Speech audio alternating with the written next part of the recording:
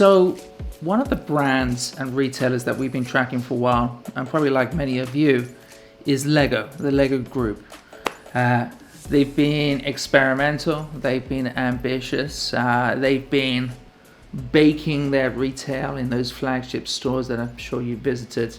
And we've heard from speakers on the PSFK stage before about their ambitions to grow.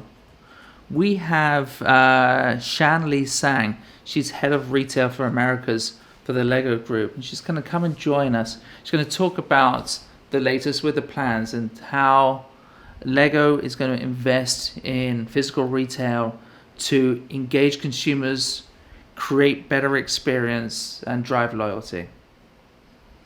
Hey, Shian-Li. Nice to have you here on Retail Innovation Week.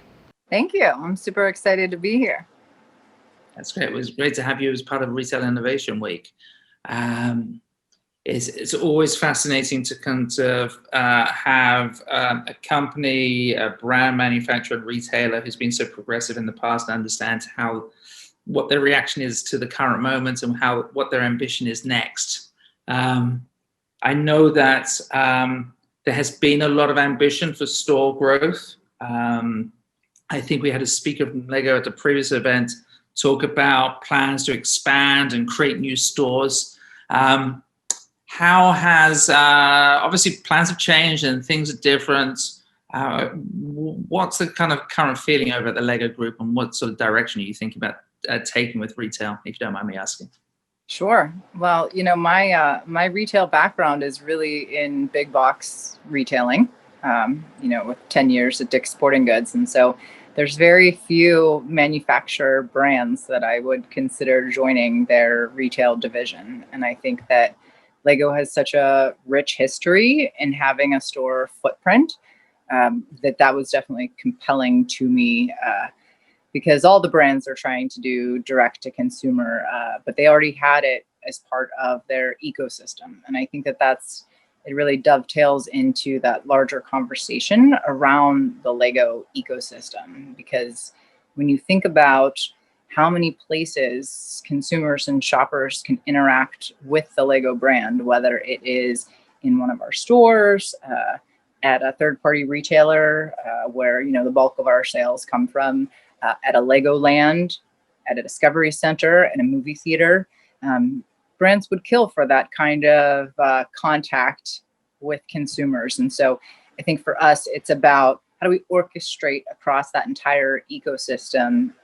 Because obviously the shopper doesn't differentiate a Legoland from a Lego product they bought at another retailer. And so this year has presented some really unique challenges for us, but direct to consumer has always been a priority. And I think that there's been a lot of learnings in 2020, but it's accelerated a lot of the things that I think would have otherwise taken quite a bit of time. And so with chaos comes change and learning. And we had to find ourselves in a much more agile position, closing stores, reopening stores, all new safety protocols, things like that. And so it didn't keep us from opening the stores in the Americas region that I represent this year. So we did open 4 stores, 3 in the US and 1 in Canada, just with a very modified opening experience, which I'm sure most retailers have had to do during this period of time. So not your typical lines down the block type of deal, more of a sustained approach to how we reach those shoppers and then balance safety, occupancy, in all different geographies and all that fun stuff. Of course. I think obviously that with the audience, that a lot of people are dealing with that and responding to that, and how that's shifting back and forth as well. I wonder whether we could look forward to beyond, possibly will never be beyond, but to beyond the current moment, and just talk about ambitions and in terms of what is the role of the store beyond the transactional. I think of the Lego Group as a store where there was a kind of a fusion, an intersection of play and commerce. Where's your kind of strategies lying? It's a great question, and one that when I was interviewing for this role, I had a very strong point of view on. I think historically, retailers don't do brand very well, and brands don't do retail very well, and that's obviously converging and changing very quickly. And so, when I think about what differentiates our stores and the kind of experiences that we're bringing to shoppers in those stores, it really came to a screeching halt this year, because the things that differentiate a Lego retail store versus buying product at a third-party retailer, it's a completely different experience. And a couple of things that sets our stores apart, makes them, differentiates them, is not just the broader and deeper assortment, but it's customer service like you're never going to experience anywhere else. Our store associates love the brand and build with the brand at home just as much as our shoppers do. And so there's that connection that you probably wouldn't get at another retailer. But then we always focused on in-store experiences, events, demo, and play. And that all came to a screeching halt this year. And so we had to come up with some creative ways to still deliver on that promise. But for me, the store is really the all the way to bright manifestation of the brand. It is the brand in its fullest 360-degree experience. For me, the product, the transaction, is the souvenir of that experience. And so when you think of the role of the store, especially as it relates to where the bulk of our sales come from with third party, our role should be congruently and simultaneously about sales, like for like traffic, increasing conversion, all of those typical retail metrics. But at the same time, it is absolutely a brand building experience. And we have research to suggest that or support that. We've got all kinds of anecdotal feedback where and when I was speaking to some of my my friends or nieces and nephews, like, what compels you to buy a product at a Lego store versus, going to Target where you can use your 5% red card? And there's some bribery involved. Like, I have to go to Sephora and I've got to stop at Nordstrom. And so I've bribed my child. We will shop at the Lego store if he's good while mom's returning things to Nordstrom or wherever else. And I think in that sense, I'm being perfectly honest, we're somewhat agnostic to where folks transact. At the end of the day, we put the company hat on, and it's all about, growing share of wallet and penetration for the Lego brand. But if that's how someone comes in and has a great experience in the store, if they end up buying the product for whatever reason at another retailer, they still have that great brand building experience at one of our stores. And so to me, those things are no longer mutually exclusive for brands that have a North Star that is both about building the brand with the store experience, but then also having that payoff of selling the product as well. Yeah. So I think you're saying that there's less of a push and pull between channel and DTC so much, or there's a higher purpose. There is, absolutely. And I would say that, especially coming from 10 years at Dick's Sporting Goods, where you've got, countless vendors.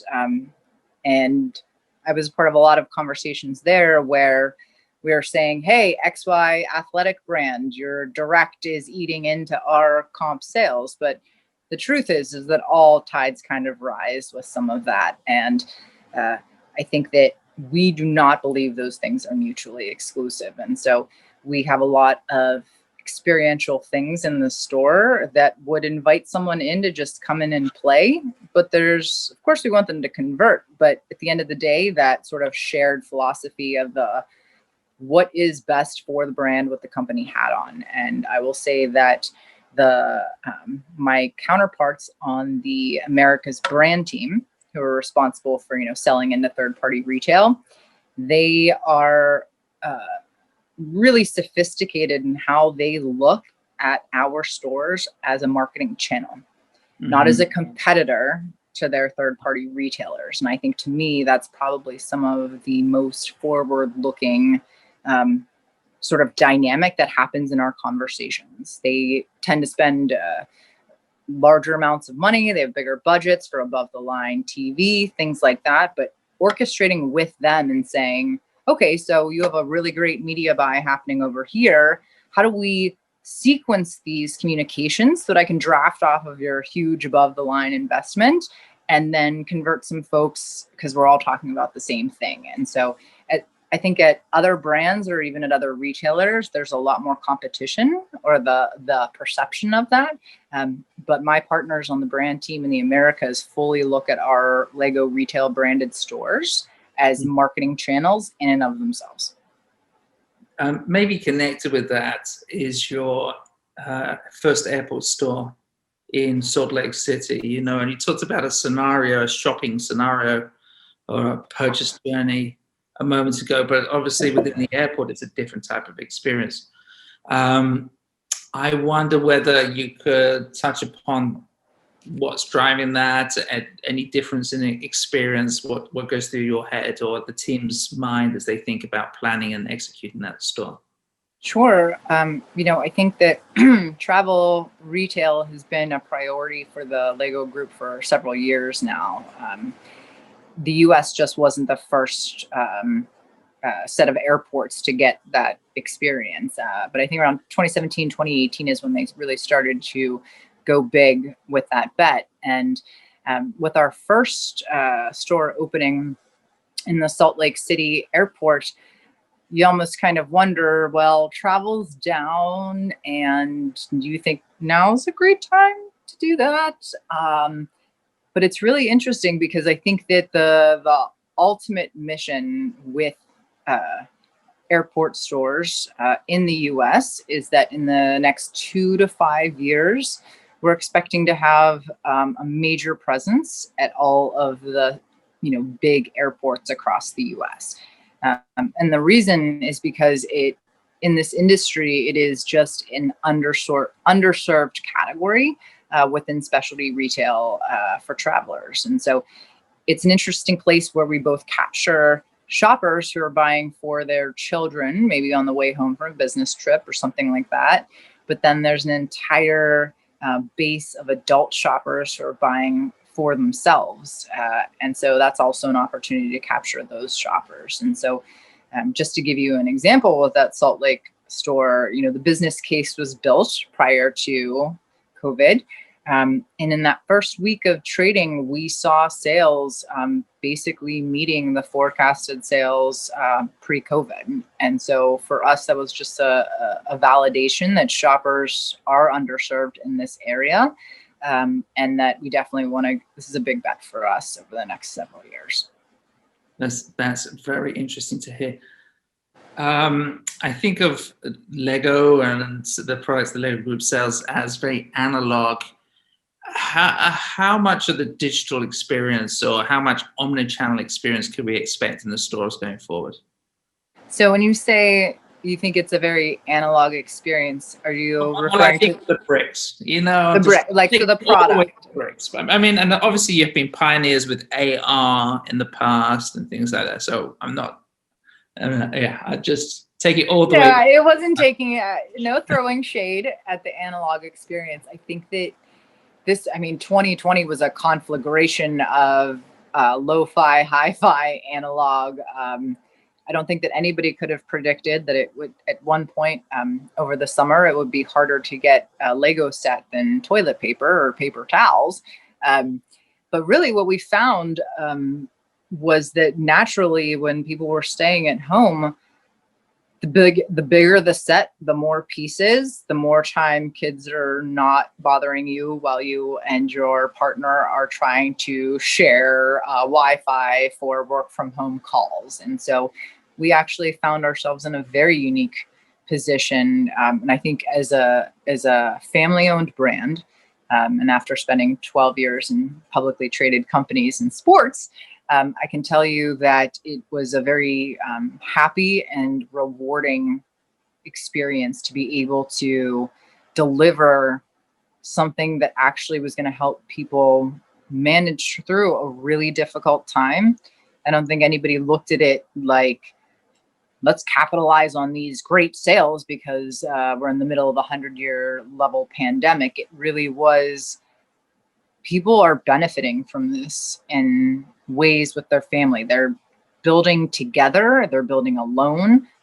Adults are getting back into it. We have a huge initiative around reaching more girls. As I was growing up, a Lego set was for my brother, it wasn't for me. And so it was a really, like I said, nobody could have planned for it, but I don't know that anybody actually saw the value that Lego could bring in terms of having that sort of lo-fi experience and really just getting around the table and building the Millennium Falcon, which is massive and is like, I can't even build I'm still on like amateur level brickheads and things like that. And so I think it was very satisfying and rewarding because the company does not work for the quarter, and their goal is just to get more toys in kids' hands.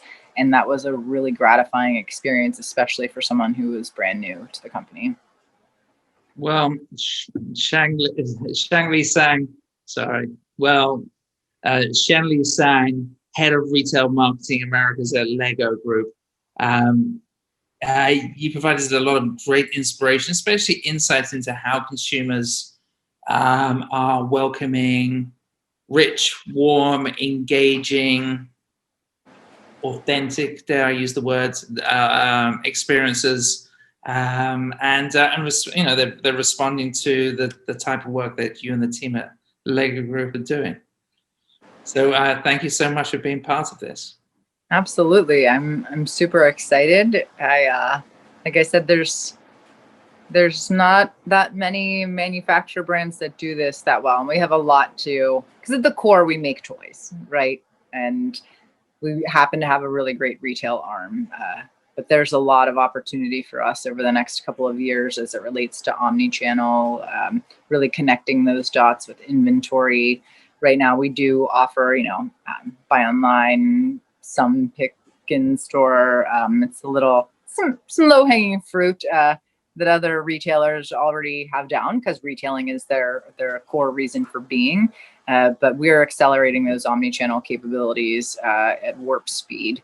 And another sort of benefit of the chaos of the pandemic is that it has accelerated the investment in technology, people, and systems so that we are operating as a truly omnichannel retailer and giving that same type of experience to shoppers that they would receive at a pure play retailer. So it's been truly enjoyable having this conversation, finding out about Lego's aspirations when it comes to retail, how the Lego Group wants to engage consumers, create these rich experiences. I'm looking forward to seeing how everything manifests. Thanks for your time.